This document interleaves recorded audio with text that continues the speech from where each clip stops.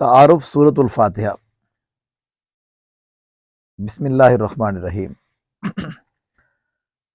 رب زدنی علما، رب زدنی علما، رب زدنی علما۔ اللہم صلی علی محمد وعلی آل محمد وبارک وسلم۔ سورۃ الفاتحہ ترتیب تلاوت کے لحاظ سے قرآن پاک کی پہلے نمبر پر آنے والی سورت ہے، اور ترتیب نزول کے لحاظ سے اس کا نمبر 5 ہے۔ سورۃ الفاتحہ میں 7 آیات اور 1 رکوع ہے، اور یہ مکی سورت ہے۔ مضامین سورۃ الفاتحہ۔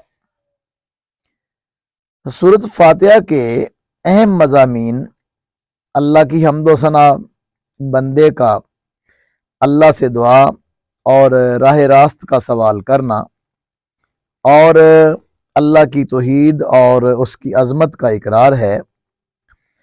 یہ سورت ایک مکمل اور جامع دعا ہے، اور اس میں دعا کے آداب بھی سکھائے گئے ہیں۔ قرآن کا خلاصہ۔ سورۃ الفاتحہ قرآن مجید کا خلاصہ ہے، جس میں انسان کی زندگی کے لیے تمام ضروری ہدایات موجود ہیں۔ دعا اور جواب۔ سورۃ الفاتحہ ایک دعا ہے جو بندہ کرتا ہے، اور اس کا جواب مکمل قرآن مجید کی سورت میں اللہ کی طرف سے دیا جاتا ہے۔ آداب دعا۔ سورۃ الفاتحہ میں دعا کے آداب بھی شامل ہیں، جو سورت کی پہلی 3 آیات سے واضح ہوتے ہیں۔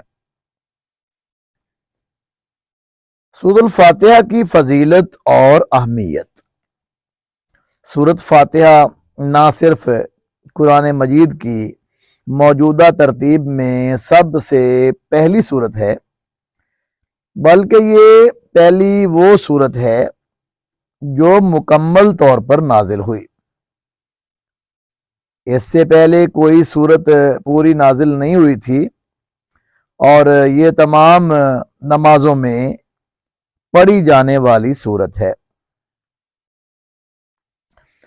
اس سورت کی تلاوت کے بغیر نماز مکمل نہیں ہوتی۔ سورت فاتحہ کی احادیث میں بڑی فضیلت آئی ہے۔ فاتحہ کے معنی آغاز اور ابتدا کے ہیں، اس لیے اسے الکتاب کہا جاتا ہے۔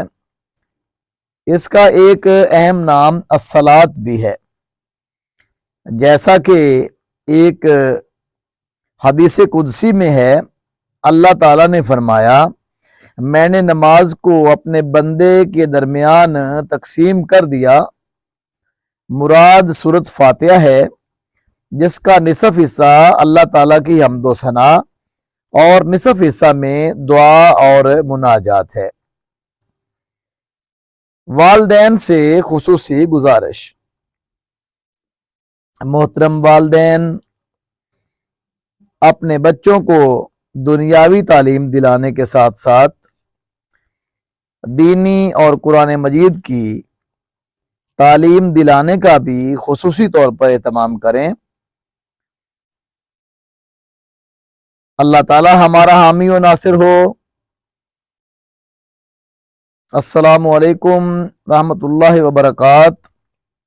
وما توفیقی الا باللہ۔